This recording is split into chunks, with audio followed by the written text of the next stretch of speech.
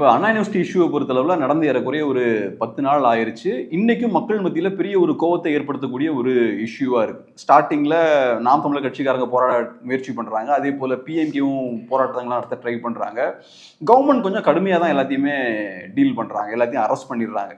இப்பவும் கவர்மெண்டோட ஆட்டிடியூட் என்னவா இருக்குன்னா, எதிர்கட்சிகள் அதை பொலிட்டிசைஸ் பண்ண ட்ரை பண்றாங்க, அரசியலாக்க ட்ரை பண்றாங்க அப்படின்றது தான் கவர்மெண்டோட பார்வையா இருக்கு. கவர்மெண்ட் ஆதரிக்கக்கூடியவங்களும் அப்படிதான் பேசுறாங்க. ஸோ ஓவரால் அந்த இஷ்யூ நடந்து ஒரு 10 days ஆயாச்சு. நீங்க எப்படி பாக்குறீங்க, கவர்மெண்ட் எப்படி ஹேண்டில் பண்ணிக்காங்கன்னு பாக்குறீங்க? இதை அடிப்படையில் ஐயா ஸ்டாலினை பொறுத்த வரைக்கும் இந்த ஆட்சியை எந்த கொம்பனும் குறை சொல்ல முடியாத ஆட்சி அப்படின்னாரு. ஆனால் அந்த ஆட்சியை குறை சொல்லத்துக்கு கொம்பனெலாம் தேவையில்லை, நோஞ்சானே போதும் அப்படின்ற மாதிரி தான் இருக்குது. ஏன்னா இந்த ஆட்சியில் ஒரு பள்ளிக்கூடத்துக்குள்ள நுழைஞ்சு ஒரு ஆசிரியை ஒருத்தன் குத்தி கொலை செய்கிறான். ஒரு மருத்துவமனை வளாகத்துக்குள்ளே புகுந்து ஒரு ஒரு மருத்துவரை ஒருத்தன் குத்துறான். நீதிமன்ற வாசலில் ஒரு வழக்கறிஞர் வெட்டி வீழ்த்தப்படுறாரு. இப்போ கடைசியாக பார்த்தா அண்ணா பல்கலைக்கழக வளாகத்துக்குள்ளே ஒரு மாணவி வன்கொடுமைக்கு உள்ளாக்கப்படுறாங்க. இது எப்படி புரிஞ்சுக்கிறது அப்படின்னு தெரியல. அண்ணா பல்கலைக்கழகங்கிறது தமிழ்நாட்டில் முதன்மைத்துவம் வாய்ந்த ஒரு பல்கலைக்கழகம், இந்திய அளவில் புகழ்பெற்ற ஒரு பல்கலைக்கழகம், இந்தியா முழுக்க அங்கே படிக்கிறாங்க.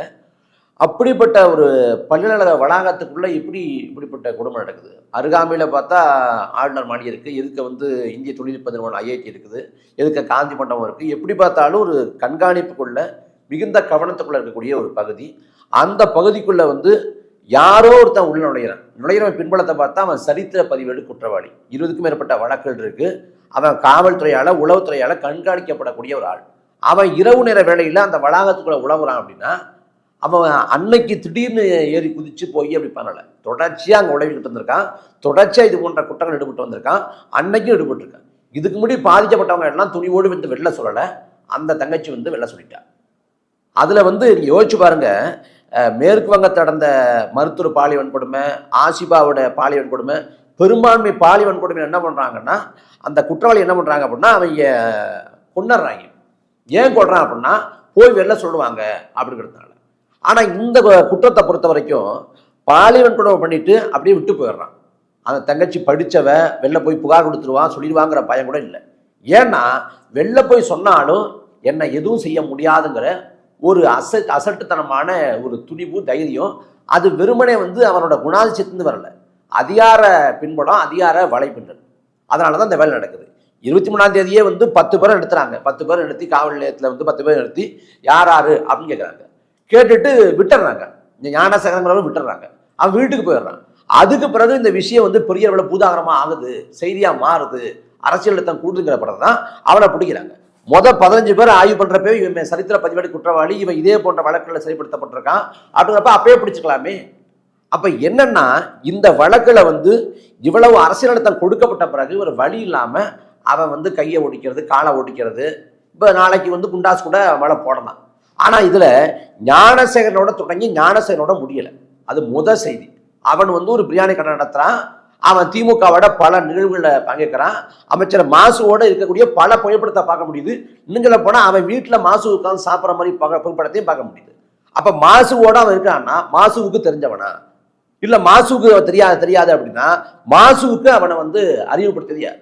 இத்தனை நிகழ்வுல பங்கேற்கிறான், திமுக நிகழ்வுல பங்கேற்கிறான்னா அப்போ உளவுத்துறையும் காவல்துறையும் என்ன பண்ணுச்சு? ஒரு சரித்திர பதிவேடு குற்றவாளி துணை முதலமைச்சரோடு நிற்கிறான், அமைச்சரோடு நிற்கிறான்னா என்ன பண்ணிட்டு இருக்குது? அப்போ இதில் ஞானசேகரனை கைது பண்ணது இந்த அரசியல் அழுத்தத்துக்கு பிறகு, நெருக்கடிக்கு பிறகு. ஆனால் அவன் அலைபேசியில் பேசுகிறப்ப சார் அப்படின்னு சொல்லி யார்கிட்டயும் பேசியிருக்கிறதா சொல்கிறாங்க. புகார் மனுவிலையும் அதான் இருக்குது. அப்போ அந்த சார்னா அது யாரு அப்படிங்கிறதான் கேள்வி. அந்த அதிகார பின்புலத்தை, அந்த வலைப்பின்னலை மறைக்கிறாங்க அப்படிதான் புரிஞ்சுக்க முடியுது. இதில் திமுக அரசு என்னன்னா வழக்கத்துக்கு மாறாக நடந்தது. இப்போ சாத்தாங்குளம் படுகொலை எடுத்துக்கலாம். சாத்தாங்குளம் படுகொலையில் அதில் தொடர்புடைய எல்லாரும் சிறைப்படுத்தப்பட்டாங்க. 2020 சிறைப்படுத்தப்பட்டாங்க. 2, 3, 4 ஆண்டு ஆயிடுச்சு. இப்போ 2020 நிற்கிறோம். இப்போ இந்த 5 ஆண்டுலையுமே அவங்க விடுவிக்கப்படலை. அவங்க யாரும் விடுவிக்கப்படலை, நீதியை நோக்கி போயிட்டு இருக்கு.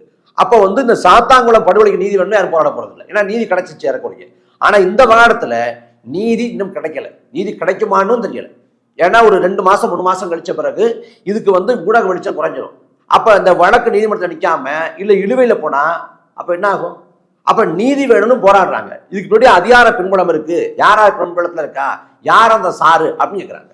அப்போ எதிர்கட்சிகள் அதை வச்சு தான் போராடுது. நாம் தமிழர் கட்சி போராடுது, பாமகவும் போராடிருக்காங்க, அதிமுக போராடிருக்காங்க, தாவேகா துணைக்கு கொடுத்துருக்காங்க. இது எந்த பிழையும் இல்லை. இதுல வந்து அதிமுக பேசுவதற்கு வந்து தார்மீகம் இருக்கான்னா தார்மீகம் இல்லை, பாஜக பேசுவதற்கு தார்மீகம் இருக்கான்னா தார்மீகம் இல்லை. ஏன்னா அதிமுக ஆட்சி காலத்துல பொள்ளாச்சி பாலியல் கொடுமை, பாஜக ஆளக்கூடிய மணிப்பூர்ல பாலியல் கொடுமை, அவங்களுக்கு தார்மீகம் இல்லை. ஆனா அதை கடந்து இதை பார்க்க வேண்டியது என்னன்னா அந்த பெண்ணுக்கான நீதி நிலைநாட்டப்படணும். எதிர்கட்சியா இருக்கிறப்ப என் ஸ்டாலின் சொல்றாங்க எதிர்கட்சிகள் வந்து அரசியல் பண்ணாம அவியலா பண்ணும் அப்படின்னு கேட்டாங்க. அவங்க அரசியல் பண்ணாங்க கூட வச்சுக்கோமே, நீங்க நீதியை பெற்றுக் கொடுங்க, தாராளமா வரவேற்கிறோம், பாராட்டுறோம். இதுல வள்ளுவர் கூடத்துல போராட்டம் முன் வர்றோம், நாம் தமிழர் கட்சி போராட்டம் முன் வருது.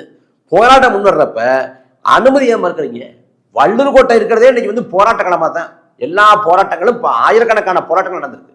அங்க வந்து ஒரு அற போராட்டம், ஒரு அடையாள போராட்டம் செய்யறதுல என்ன பிரச்சனை? அந்த போராட்டத்துக்கு அனுமதி மறுத்து கைது பண்றது, கைது பண்றீங்க. குறைந்தபட்சம் பத்திரிகையாளர்களை சந்திக்க விட்டுட்டு அப்புறமாவது கைது பண்ணலாம். ஆனா அது கூட இல்லாம பத்திரிகையாளர் சந்திக்க விடாம உடனடியாக கைது பண்றீங்க. அப்புறம் பாமக போராட்டம் முற்படுறாங்க, அவங்கள கைது பண்றீங்க. தாவேகாவில் ஒரு சிலர் வந்து துண்டறிக்கை கொடுக்குறாங்க. அந்த துண்டறிக்கை கொடுப்பது என்ன பிழை? துண்டறிக்கை கொடுப்பதற்கு அரசுகிட்டையோ காவல்துறைகிட்டையோ யார்கிட்டையும் அனுமதி வாங்கணும் அப்படி எந்த விதியும் இல்லை. துண்டறிக்கை வந்து இப்போ போய் கூட நம்ம தரலாம், ஒரு பிரச்சனையும் இல்லை. அந்த துண்டறிக்கை கொடுப்பது கூட அனுமதி கொடுத்து கைது பண்ணுவாங்கன்னா இது அராஜகம், இது வந்து அடாவடித்தனம், இது உச்சபட்ச கொடுங்கோன்மை. நீ என்ன சொல்ல போனா இந்த ஆட்சியில வந்து ஸ்ரீமதிங்கிற தங்கச்சி வந்து இறந்து போற, அது மர்மமான மரணமா இருக்குது. மரணத்துக்கு யார் காரணம்? பாலியல் வன்கொடுமை இருக்குமா, இல்ல பின்புலத்தை யாரா இருக்காங்க அப்படின்னு பெரிய சர்ச்சையா மாறுது. எல்லாரும் அதுக்காக பேசுறாங்க. அந்த சமயத்துல வந்து ஊடகங்களுக்கு வந்து பெரிய தணிக்கை போல பெரிய நெருக்கடியை கொடுத்தாங்க இதே திமுக அரசு. யூடியூப்ல அதை பத்தி யாரும் பேசக்கூடாது. அப்ப பேசிய பத்திரிகையாளர் சாவித்திரி கண்ணன் வந்து கைது செய்யப்பட்டு விடுவிக்கப்பட்டாரு. பெரிய அடக்குமுறையும் ஒடுக்குமுறையும் கட்டளப்பட்டுச்சு. மெரினா கடற்கரையில கருப்பு போட்டு யாரும் போனா கூட அவங்களுக்கு வந்து அனுமதி மறுத்துட்டு அவங்க போராடுறாங்களா அப்படின்னு காவல்துறையும் உளவுத்துறையும் கண்காணிச்சு. அப்ப ஒரு நெருக்கடியை கொடுத்து மூடி மறைச்சாங்க. நீங்க ஸ்ரீமதியோட அந்த இறந்து போன அந்த அந்த நினைவிடத்தை எழுதப்பட்டிருக்கு, ஒன்னோடு சேர்ந்து நீதியும் முறங்குகிறது அப்படின்னு எழுதி வைக்கப்பட்டிருக்கு. அதே போல இந்த விவகாரத்துல அந்த பெண்ணுக்கான நீதியை பெற்றுத்தராம மூடி மறைக்கிறாங்க ஒரு பக்கம் அந்த பின்புலத்தை. இன்னொரு பக்கம் அந்த பெண்ணுக்கு இழைக்கப்பட்ட இன்னொரு அநீதி என்னன்னா அவளோட முதல் தகவல் அறிக்கை புகார் மனு வந்து வெளியாகுது. அவர் அந்த பெண் யாரு, பெற்றோர் யாரு, எங்க வசிக்கிறாங்க, தொலைபேசியில் என்ன புகார சொல்லப்பட்டிருக்கு, இது வெளியாகுது. ஏன்னா பொதுவா அந்த பெண்கள் வந்து பாலியல் கொடுமையில பாதிக்கப்பட்டாங்கன்னா புகார் கொடுக்க மாட்டாங்க. இது என்ன சமூகங்கள் இந்த சமூகம் கற்பித்துக்கக்கூடிய கற்பிதங்கள் அப்படி. அதாவது முள்ளு மேல சேலம் விழுந்தாலும் சேலம் மேல முள்ளு விழுந்தாலும் சேதாரம் ஒரு தரப்புக்கு தான். அப்புறம் ஊசி இடம் கொடுக்காம நூல் நுழையுமா, இது போன்ற அபத்தமான வைக்கிறமான பார்வையில் வைக்கப்படுது. இந்த கற்பிதங்களுக்கு பயந்துக்கிட்டு மான அவமானம்ங்கிற இந்த இதுக்கு பயந்துக்கிட்டு அவங்க என்ன பண்றாங்கன்னா புகார் கொடுக்க வரமாட்டாங்க. பெரும்பாலும் அவங்க புளிஞ்சுக்கிட்டே இருப்பாங்க. இப்ப இந்த பெண் வந்து நம்ம நீதியை பெறணும்னு சொல்லிட்டு அந்த பெண்ணு துடிவோடு வந்திருக்கா. வந்தது போல இனி யாரும் வந்துடக்கூடாது, அப்ப இதோட மட்டுப்படுத்தணும் அப்படிங்கிறதுனால திட்டமிட்டு முதல் தகவல் அறிக்கை வந்து வெளியிடப்பட்டிருக்கு. நீங்க சொன்ன மாதிரி ஒண்ணு எஃப்ஐஆர் காப்பி லீக் ஆகுது, அது பெரிய ஒரு மிஸ்டேக். அதை தாண்டியும் வேற சில தவறுகளும் நடந்திருக்கு. மெட்ராஸ் ஹைகோர்ட்டுமே கூட அந்த விஷயங்கள் எல்லாம் சொல்றாங்க. அதை தாண்டி இப்ப மெட்ராஸ் ஹைகோர்ட் சொல்ற இன்னொரு விஷயம் என்னன்னா எதிர்கட்சிகள் இதை பொலிட்டிசைஸ் பண்றாங்க அப்படின்ற மாதிரி சொல்றாங்க, அரசியல் ஆக்குறாங்கன்னு அப்படின்னு சொல்றாங்க. ஸோ அதுக்கு அர்த்தம் என்னன்னா இன்வெஸ்டிகேஷன் ப்ராப்பரா தான் நடந்துட்டு இருக்கு, நீங்க அதை பொலிட்டிசைஸ் பண்றீங்கன்றதான் மறைமுகமான கட்சிகள் வந்து கோர்ட் அப்ப இந்த இன்வெஸ்டிகேஷன் நம்புது. அது தவறான பார்வை. அதாவது எதிர்கட்சிகள் வந்து அரசியலாக்கி இந்த அளவுக்கு நெருக்கடி கொடுத்து போராடுவதால தான் அதுக்கு வந்து கவனம் பெறுது, இல்லைன்னா இந்த அளவுக்கு கவனம் பெற்றிருக்காது. இவ்வளவு பெரிய ஒரு அநீதி வந்து ஒரு கொடுங்கோன்மை வந்து அந்த வளாகத்துக்குள்ள நடந்திருக்கு. அந்த வளாகத்தில் நடந்திருக்குன்னா பொறுப்பு யாரு? இதுல வந்து துணைவேந்தர் கிடையாது, நமக்கு தெரியும். அண்ணா பல்கலைக்கழகம், அண்ணாமலை, கோயம்புத்தூர் பாரதியார், சென்னை பல்கலைக்கழகம், பலதுக்கு துணைவேந்தர் கிடையாது. வேந்தர் மட்டும்தான், வேந்தர் ஆளுநர். அதை சார்ந்து அதை கடந்து வந்து அதிகாரிகள் இருப்பாங்க பல்கலைக்கழகத்துக்குள்ள. அந்த அதிகாரிகள் மீது துறை சார்ந்த நடவடிக்கையை இன்னைக்கு வரைக்கும் திமுக அரசு எடுக்கல. ஏன் எடுக்கல? யாரு பொறுப்பு? அதாவது அண்ணா பல்கலைக்கழகத்துக்குள்ளேயே வந்து 20 விழுக்காடு சிசிடிவி கேமரா வேலை செய்யல, கண்காணிப்பு கருவிகள் வேலை செய்யலன்னா எப்படி புரிஞ்சுக்கிறது? பாதுகாப்பு அப்ப எந்த லட்சத்தை இருந்திருக்கும்? அப்ப இந்த அண்ணா பல்கலைக்கழகத்துக்கு கீழே வந்து 600க்கும் மேற்பட்ட உறுப்பு கல்லூரிகள் இருக்குங்கிறாங்க. இந்த பல்கலைக்கழகமே இந்த லட்சத்தை இருக்குன்னா 600க்கும் மேற்பட்ட உறுப்பு கல்லூரிகள் எந்த லட்சத்தை இருக்கும்? அப்ப தலைநகரத்தில் இருக்கக்கூடிய இந்த பல்கலைக்கழகத்துக்குள்ளேயே இவ்வளவு பாதுகாப்பின்மையும் அச்சுறுத்தலும் பெண்களுக்கான அந்த பாலியல் சிக்கல் இருக்குன்னா இதை வந்து அரசு எவ்வளவு பெரிய முக்கியமான பிரச்சனையாக கையாளணும். இப்ப இதோட இந்த பல்கலைக்கழகத்தோட முடிஞ்சிருதா? இனி எந்த பல்கலைக்கழகத்துக்குள்ள கல்வி கூடத்துல வந்து பாலியல் வன்கொடுமை நடக்காதா? பத்மசேஷாத்ரி பாலபவன் பள்ளிக்கூடத்துல நடந்துச்சு ஒரு பள்ளிக்கூடத்துல, அப்புறம் கோயம்புத்தூர் பள்ளிக்கூடத்தில் நடந்துச்சு. இறந்து போன தங்கச்சி எழுதி செத்து போனா யாரையும் விடாதீங்க அப்படின்னு எழுதி செத்து போனா யாரை அவங்க கைது பண்ணாங்க? யாரை தண்டிச்சாங்க? அந்தந்த சமயங்கள்ல அந்த பொது புத்தியை திருப்திப்படுத்த அதாவது செய்யறாங்க. பொது புத்தியை திருப்திப்படுத்த அவனை கைது பண்ணி கையை ஒடிச்சு காலை ஒடிச்சு அந்த புகைப்படத்தை எடுத்து வெளில வர்றது, அவ்வளவுதானே. இதுக்கு 6 மாத காலத்துக்குள்ள வழக்கை நடத்தி முடிச்சு அவனுக்கான தண்டனையை உறுதிப்படுத்தணும். அதுதான் உண்மையா நீதியா இருக்க முடியும். ஸோ உங்களை பொறுத்தளவு இப்போ குணசேகரனுக்கு பின்னாடி பெரிய பவர்ஃபுல் ஆட்கள் இருக்கிறதுக்கான வாய்ப்பு இருக்கு. ஸோ அவங்க 100 விழுக்காடு இந்த அதிகார வலைப்பின்னலும் இந்த பின்புலம் இல்லைன்னா அவன் இந்த அளவுக்கு துணிவோடு இறங்கியிருக்க முடியாது. அவன் பெரிய பின்புலம் கொண்டவன் இல்லை. அவன் போய் வளாகத்துக்குள்ள போய் ஒரு பெண்ணை பாலியல் கொடுமை பண்ணிட்டு அவன் சர்வ சாதாரணமா அடுத்த நாள் இயல்பு வாழ்க்கைக்கு திரும்புறான் அப்படின்னா போய் புகார் கொடுத்தா கூட அவனை ஒன்றும் செய்ய முடியாதுங்கிற அசட்டுத்தனமான துணிச்சல். அந்த துணிச்சல்ங்கிறது அவனோட தனிப்பட்ட குணாதிசயம் இல்லை. மாறாக அவன் பின்புலத்துல இந்த அதிகாரிகள் இருந்திருக்கணும், இந்த அமைச்சர் பெருமக்கள் இருந்திருக்கலாம், இந்த அரசியல்வாதிகள் இருந்திருக்கலாம். அமைச்சர் மாசுவோட பல புகைப்படம் எடுத்திருக்கானே. அமைச்சர் மாசு தரப்புல எந்த விளக்கமும் வரலையே. துணை முதலமைச்சர் உதயநிதி ஸ்டாலினோட நிற்கிறான், பக்கத்தில் நிற்கிறான். இன்னைக்கு எண்ணற்ற பிள்ளைகளுக்கு மருத்துவம் சார்ந்த உதவிகள் தேவைப்படுது. அமைச்சர் மாசுவை பார்த்து நம்ம கோரிக்கை வைக்கலாம்னு நினைக்கிறாங்க. எல்லாருமே பார்த்துட முடியுதா? மக்களை அணுகிற அளவுக்கு எளிமையா இருக்காங்களா? அப்ப மக்களால அடித்தட்டு உழைக்க மக்களால் அணுக முடியல. அவன் எப்படி அணுகிறான்? பல புகைப்படங்கள் எப்படி பக்கத்தில் நிற்கிறான்? அப்ப இது காரணம் திமுக அரசு அவனை காப்பாத்துது. இதுல போராட்டம் அப்படின்னா சாலையை மறிச்சு ஒருத்தவங்க போராட்டம் பண்றாங்கன்னா கைது பண்ணி கொண்ட மண்டபத்தாட ஒரு பட்சியும் இல்லை. ஏன்னா போக்குவரத்து நெரிசல் கூட சொல்லலாம். ஆனா வள்ளூர் வட்டத்தை போராட்டம் பண்றது என்ன பிரச்சனை? அனுமதி தரமாட்டேன் ஆர்ப்பாட்டம் பண்ணலாம்னா கைது பண்ணி உள்ள போடுவேன்னா துண்டறிக்கை கொடுப்பது என்னங்க பிரச்சனை? துண்டறிக்கைங்கிறது ஒரு கருத்து பரவல் தான். நீ கருத்துரிமை பேசுற, ஜனநாயகம் பேசுற, மாற்று அரசியல் அப்படின்னு பேசுற, பாசிசம்னு பேசுற. ஆனா துண்டறிக்கை கூட கொடுக்க கூடாதுன்னா இது எவ்வளவு பெரிய கொடுங்கோன்மை. அப்ப இது அடிப்படையிலே திமுக அரசு எதையோ மூடி மறைக்க பார்க்குது, அப்படிதான் அதை புரிஞ்சுக்க முடியுது. ஸோ இந்த மாதிரியான இஷ்யூஸ் வரும்போது இதில் 2 ஆங்கிள் இருக்குது. ஒன்று, இவ்வளோ நேரமாக நீங்கள் பேசின விஷயம் என்னென்னா நியாயம் கிடைக்கணும், குற்றவாளிகள் தண்டிக்கப்படணும். ஸோ ஒரு இஷ்யூ நடந்ததுக்கப்புறம் போலீஸ் அதை எப்படி ஹேண்டில் பண்ணணும் அப்படின்ற விஷயத்தை இவ்வளோ நேரம் நீங்கள் பேசுனீங்க. பட் இன்னொரு ஆங்கிள் என்னென்னா இதை நடக்காமல் ஸ்டாப் பண்ண முடியுமா அப்படின்ற ஒரு ஆங்கிளும் இருக்குது. ஸோ இப்போ இந்த மாதிரியான இஷ்யூஸ் நிறைய நடக்குதுன்னா அதுக்கு அரசு பொறுப்பேற்கணும்னு நினைக்கிறீங்களா? இல்லை, தாராளமாக பொறுப்பேற்கணும். ஏன்னா இப்போ பொது வழியில் ஒரு பெண் மானபங்கப்படுத்தப்படுறா, பாலியல் சீண்டலுக்கு உள்ளாகிறான்னா அதுக்கே அரசு பொறுப்பேற்கணும். ஏன்னா நடமாடு உரிமை பாதிக்கப்படுது அப்படின்னு புரிஞ்சுக்க முடியுது. இது பல்கலைக்கழக வளாகம். அந்த வளாகத்துக்குள்ள எப்படி ஒருத்தன் உள்ள வர முடியுது? அதுவும் இல்லாமல் அவன் அடிப்படையிலே ஒரு குற்ற பின்புலம் கொண்டவன். 2011 பல வழக்குகள் இருக்கு. இதே போல வழக்கில் உள்ள போயிருக்கான். திருட்டு வழக்கு இருக்கு, பல வழக்குகள் இருக்கு. உண்மையா சொல்லப்போனா அவன் தான் உண்மையான குண்டாஸ். அவன் சர்வசாதாரணம் எப்படி உழவுறான்? அவன் ஒரு நாள் இல்லை பல நாள் தொடர்ச்சியா அந்த வளாகத்துக்கு உழவுறான்னா காவல்துறை என்ன செய்யுது? உளவுத்துறை நோட்டம் என்றதை தாண்டி என்ன வேலை செய்யுது? அப்ப எல்லாமே ஆட்சி நிர்வாகம் தோல்வி அடைஞ்சோட விளைவு தான். எப்படி இந்த கள்ளக்குறிச்சி அந்த கள்ளச்சார விவகாரத்துல 70 ஏறக்குறைய 70 பேர் இறந்து போயிட்டாங்க. அதுல உளவுத்துறையும் காவல்துறையும் கொஞ்சோண்டு விழிப்போடு இருந்தா கூட இவ்வளவு பெரிய கொடுமை நடந்திருக்காது. ஆனா இப்ப கிரைம் அதே போலதான். ஆனா இந்த மாதிரி குற்ற பின்னணியோட ஏகப்பட்ட பேர் இருப்பாங்க, ஆயிரக்கணக்கான பேர் இருப்பாங்க. எல்லாரையும் போலீஸ் வாட்ச் பண்ண முடியுமா? இல்ல, உளவுத்துறை வேலை என்ன, காவல்துறை வேலை என்ன?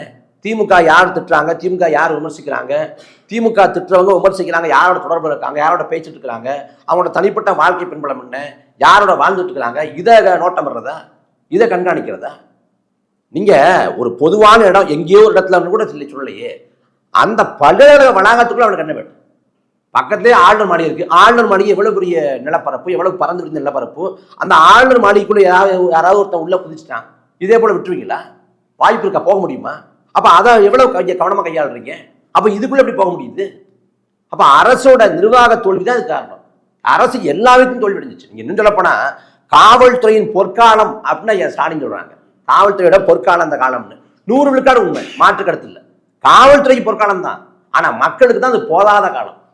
ஏன்னா நான் சொல்றேன், பல சம்பவங்கள் சொல்றேன். இது போலீஸ் ஸ்டேட்டா மாறிக்கிட்டு இருக்குது.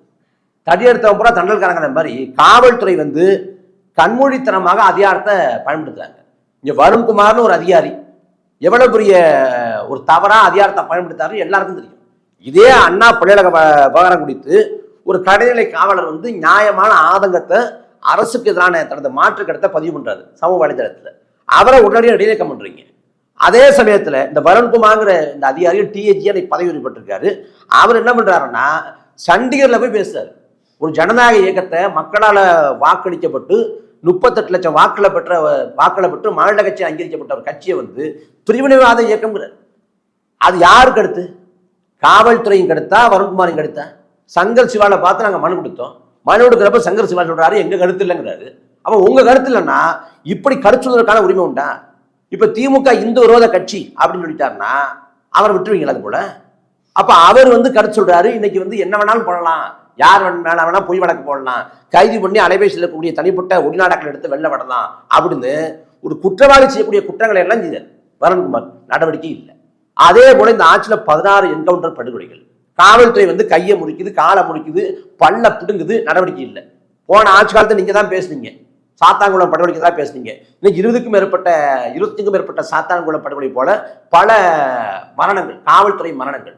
நீங்க மிசா காலத்தை காவல்துறை துன்புறுச்சுங்கிறீங்க, உங்க ஆட்சி காலத்தை துன்புறுத்துறாங்க. இந்தியாவிலே அதிகப்படியா குண்டாசம் வந்து தவறா பயன்படுத்தப்படுவதும் தமிழ்நாட்டு தான். இது எப்படி புரிஞ்சுக்கிறது? இதை சொல்லிடுறேன். இதுல நிறைவா என்ன செய்தி அப்படின்னா, இந்த சம்பவம் தான் இந்த அதிகார எந்த லட்சத்தை இயங்குது என்பதற்கான சான்று. நெல்லையில வந்து ஒரு பேருந்துல வந்து ஒரு கான்ஸ்டபிள் ஏறுறார், கடைகளை காவலர் ஏறுறார். நடத்துனர் வந்து அவர்கிட்ட வந்து பயணச்சிட்டுடுங்க அப்படிங்கிறார். இல்லை நான் எடுக்க முடியாது அப்படின்னு மறுக்கிறாரு. வாத பதிவாதமா மாறுது, ஒரு காரசாரமான மோதலா மாறுது. ஒரு கட்டத்தில் பயணச்சீட்டு எடுத்து பயணம் பண்ணிடுறாரு.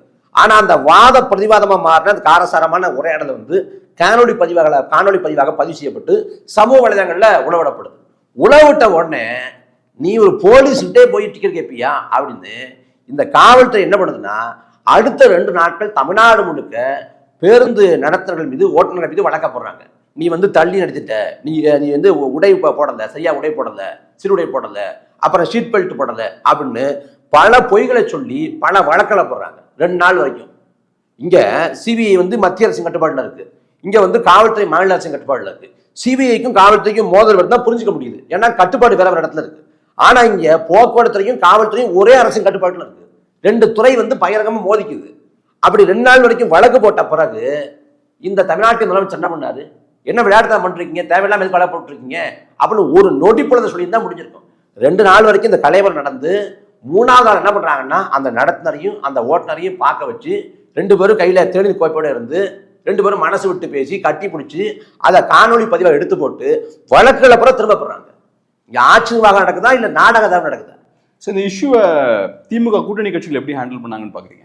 இல்ல திமுக கூட்டணி கட்சிகளை பொறுத்த வரைக்கும் எப்போதும் திமுகவுக்கு வந்து நம்ம வலிக்கிற மாதிரி பேசக்கூடாது, திமுகவுக்கு வந்து மனம் புண்படும்படி பேசக்கூடாதுன்னு ரொம்ப கவனமா இருக்காங்க.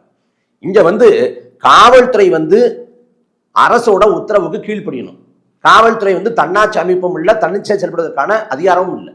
அரசு சொன்னா காவல்துறை கீழ்ப்படி தான் ஆகணும். ஒபேத ஆர்டர் தான். அது ஐஜியா இருக்கட்டும், கடைநிலை காவலர் இருக்கட்டும், எல்லாருக்கும் ஒபேத ஆர்டர் தான். அமைச்சர் சொல்றாரு, அதிகாரம் ஆளு வர்க்கம் சொல்லுதுன்னா அவங்க கட்டுப்பட்டு தான் ஆகணும். ஆனா இங்க என்னன்னா, காவல்துறை பண்ணது, காவல்துறை வந்து ஒடுக்குமுறை ஏவுதுங்கிறாங்க. காவல்துறை இல்ல, ஆளும் அரசு, ஆளும் திமுக அரசு. அப்ப நேரடியா அரசு சொல்லாம அதிகார வர்க்கம் வேற ஆளு வர்க்கம் வேறன்னு பிரிச்சு பார்க்கறாங்க. குறைந்தபட்சமான ஒரு நியாய உணர்வோடு செயல்பட மாட்டேங்கிறாங்க. தர்மத்தின் அடிப்படையில் செயல்படாம கூட்டணி தர்மங்கிற அடிப்படையில் எல்லா விவகாரத்துக்கும் பூசி விடுகிறாங்க. வேங்க வேலுக்கு நீதி கிடைக்கல, 2 ஆண்டு ஆயிடுச்சு, 2 ஆண்டு கடந்துருச்சு. ஆனா முத்தரசன் சொல்றாரு அது பழைய பிரச்சனைங்கிறார். அப்ப கம்யூனிஸ்ட் கட்சி பழைய கட்சின்னு சொல்லி தூக்கி போட்டலாமா? அப்ப இந்த வாதங்கள் எல்லாமே அபத்தமா இருக்கு. இவங்க வந்து தேர்தலை மனசுல வச்சு, தேர்தல் ஆதாயத்தை மனசுல வச்சு, சீட்டு நோட்டு இதை மனசுல வச்சு செயல்படுறாங்களே ஒழிய மக்கள் நலனை வச்சு செயல்படல. இப்ப கூட்டணி என்பது தேர்தல் உடன்பாடா இருக்கணும். தேர்தல் சமயத்துல வெவ்வேறு கட்சிகள் இருந்தா கூட ஒரு பொது நோக்கத்துக்காக இணைஞ்சு பணியாற்றி இடங்களை பகிர்ந்து கொண்டு உழைக்கணும், அதுதான் கூட்டணியா இருக்கணும். ஆனா 5 ஆண்டு காலமும் கூட்டணிங்கிற மனசுல சொல்லி செயல்படுறாங்க. நீங்க தேர்தல் காலத்துல தேர்தலை மனசை வச்சு செயல்படணும். ஒரு ஆளுங்கட்சி மக்களை மனசை வச்சு மக்களுக்கான செயல்பாடுதான் செய்யணும். இன்னமும் ஆட்சி முடிய வந்து 1 வருஷத்துக்கு மேல இருக்கு. இப்போதே 200 இடங்களை பெறுவோம்னு முழுக்க கட்சி பிரச்சனையை பார்க்கறதே ஒழிய ஆட்சியை நோக்கி இது பார்க்கல, திமுக அரசு பார்க்கல. ஏகப்பட்ட குறைபாடுகள் அதிமுக ஆட்சி காலத்துல வந்து சத்தமா நடந்த எல்லாமே சத்தம்லாம் நடக்குது. அன்னைக்கு தூத்துக்குடி படுகொலை வீரியமா பேசினாங்க. இன்னைக்கு தொடர்புடைய அந்த அதிகாரிக்கு, சைலேஷ்குமார் யாதவ் ஒரு அதிகாரிக்கு வந்து பதவி வழங்கப்படுது. அன்னைக்கு கதிராமங்கலம் நெடுவாசல் அதிமுக ஆட்சி காலத்தை போராட்டம், இன்னைக்கு வந்து பரந்தூர்ல 8 வழிச்சாலைக்கு எதிராக போராட்டம், அதானி காட்டுப்பள்ளி துறைமுக விரிவாக்கத்துக்கு எதிராக போராட்டம், அன்னைக்கு காவல் நிலைய மரணங்கள், இன்னைக்கும் காவல் நிலைய மரணங்கள், அன்னைக்கு வந்து மது, இன்னைக்கு மது மட்டும் இல்லாம கள்ளச்சாரையும் கஞ்சா போன்ற போதைப் பொருட்களின் புழக்கம், சட்ட ஒழுங்கு சந்திச்சு போய் நிற்குது. அதிமுக ஆட்சியில் என்ன நடந்துச்சோ அதோட தொடர்ச்சியாக நீட்சியாக எல்லாமே நடந்துட்டு இருக்குது. அன்னைக்கு பொங்கி திருத்து அரசியத்தை வெளிப்படுத்திய இந்த இந்திய கம்யூனிஸ்ட், மார்க்சிஸ்ட் கம்யூனிஸ்ட் கட்சி, அவங்க எல்லாம் திமுக என்றதும் அதோட அவங்களோட அணுகுமுறையே மாறுது. அப்ப இவங்க வந்து தங்களோட தனித்துவத்தை தாங்கள் ஒரு தனி கட்சிங்கிறத மறந்துட்டு திமுகவோட ஒரு கிளைப்பிரிவு போல மாறி போனாங்க. ஒரு காலத்துல ஒருத்தன் வந்து ஒரு கேள்வி எழுப்புறான், ஒரு கலக குரல் எழுப்புறான், ஒருத்தன் வந்து போராடுறான், சண்டை வர்றான் அப்படின்னா அவனை பார்த்து நீ கம்யூனிஸ்டான்னு கேட்கப்பட்ட காலம். இன்னைக்கு நாம் தமிழ்நாடு தான் கேட்கறாங்க, கம்யூனிஸ்டான்னு கேட்கல. இன்னைக்கு வந்து எல்லா தரப்பும் போராடுற சிக்கலுக்கு கூட கம்யூனிஸ்ட் இயக்கங்கள் போராட தயங்குது. அப்படி போராடினாங்கன்னா கூட அந்த போராட்டங்கிறது ஒரு மிதவாத போக்கோட அரசுக்கு எந்த விதத்திலையும் வந்து ஒரு நெருக்கடியை தந்துடக்கூடாதுல ரொம்ப கவனமா இருக்கு. அதனால இந்த கூட்டணி கட்சிகள் வந்து தனித்துவத்தை இழந்துட்டாங்க. அதை தாண்டி மக்கள் அவங்க மேல வச்சிருந்த நம்பகத்தன்மை இழந்துட்டாங்க. அப்படிதான் அதை பார்க்க வேண்டியது. ரொம்ப நன்றி. உங்க பிஸியான டைம்ல அருமையான ஒரு பேட்டி கொடுத்து ரொம்ப நன்றி.